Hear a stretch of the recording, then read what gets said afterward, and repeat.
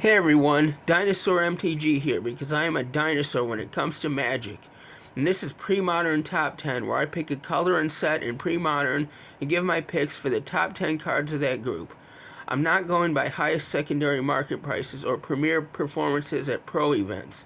These are just cards I've either had personal success with or have seen have success in both sanctioned and casual play. I started this series off looking at white from 4th edition. I'm continuing on in green.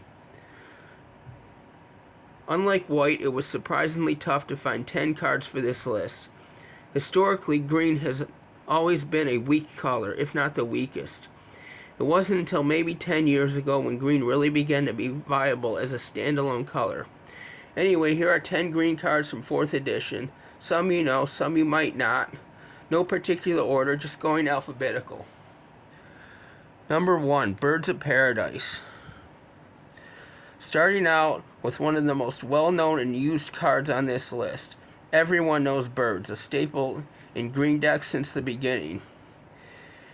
It ramps and fixes your mana, and when it's no longer needed for that, it can chump block almost anything. Also, that art is iconic and part of a famous story on how an error in art gave us one of the best creatures in the game. If you don't know, Mark Pohl, the artist for Birds of Paradise, was told to paint an island, but the birds ended up dominating the picture.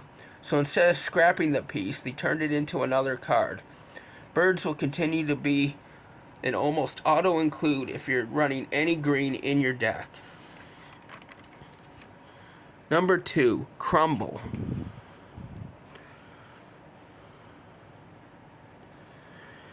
A card that might not be as familiar to you as Disenchant in white, the standard in artifact destruction. Crumble is a very good artifact destruction spell for green. It doesn't hit enchantments like Disenchant, but at 1 mana it's very good against other cheap and powerful artifacts in the format.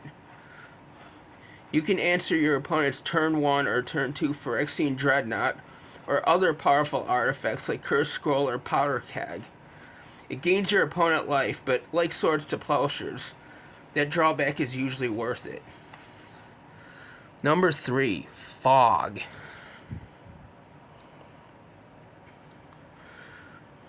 I'm sure most of you are familiar with Fog and all the variants that have been printed over the years, leading to the popular deck of Turbo Fog that looks to prevent being attacked until you can assemble your combo pieces.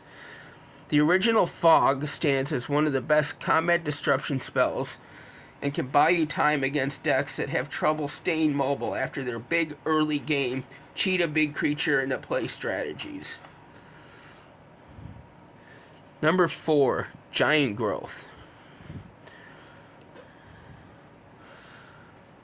One of the earliest combat tricks in the game, and seen as one of the weakest of the boon cycle that also contains Ancestral Recall and Dark Ritual, Giant Growth is still a good include in creature-based strategies. Probably best on defense to ambush, remove an attacker.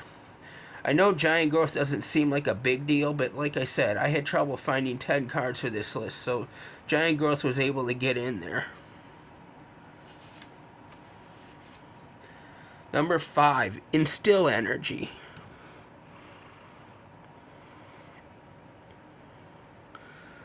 Another card you might not be familiar with. It's an aura that grants haste and allows the creature to untap an additional time in a turn.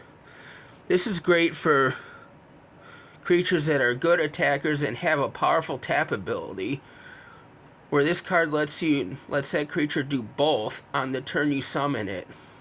At only 1 mana, it's easy to cast the creature and then put this on it. This has mild combo potential, but is limited by the fact you can only untap the creature 1 additional time per turn. Still, a good card in creature-based strategies that involve tap abilities. Number 6, Llanowar Elves. The original mana dork, providing green mana ramps since the beginning. Everyone knows Llanowar Elves.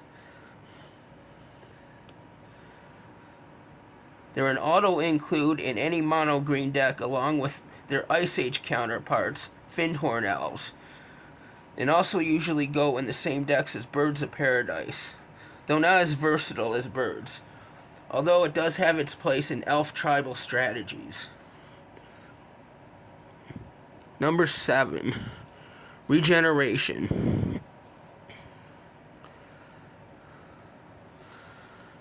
Like giant growth, I put this on this list by virtue of not having a lot of good green cards to come up with to get to 10. Still, it's a good card for creature-based strategies. It's basically a repeatable shield counter. And like giant growth and instill energy, it's only 1 mana to cast. And it's even only 1 mana to use. And you can regenerate as much as you have the mana for it. For those not familiar with how regeneration works, it states the next time this creature would be destroyed, it isn't. Instead, tap it and remove it from combat. Timing is important here. You have to make sure it is not regenerated and removed from combat before the damage step. It's a clunky ability to be sure, but for Premodern it does okay.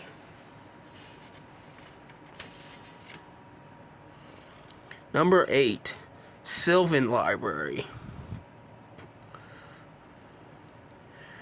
Arguably the best card draw engine that's not blue, Sylvan Library offers acceleration to reach your combo pieces faster. The cost is steep though, 4 life per extra card. But if what you're digging for can end the game, you're not too concerned with the life loss, especially if you have life gain support for your deck with cards like Ivory Tower and Zuran Orb. The only true restriction on this card is price, with secondary market values averaging $30 to $40, maybe as cheap as $20 for modern printings. Number 9, Verduran Enchantress.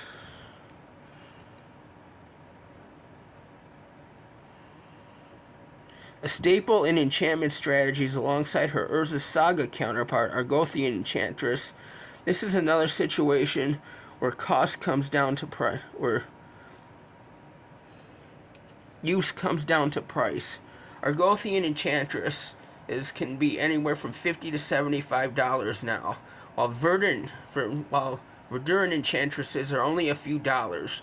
She's clunkier than her Argothian sister and doesn't have the protection, but she is a very good budget substitute for your enchantment decks.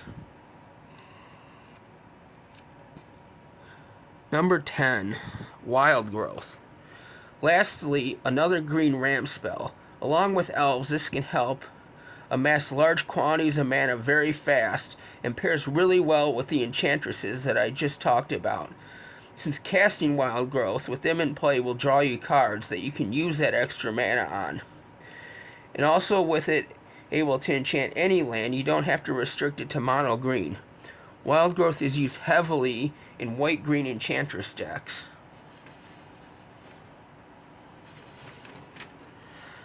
So that was 10 green cards from 4th edition for Premodern that I think are good in the format. If you want to hear me talk about more about all the other colors and sets, subscribe and hit that bell. And all the other things help as well. Comment, like, share. Till next time, keep playing Magic the way Richard Garfield intended.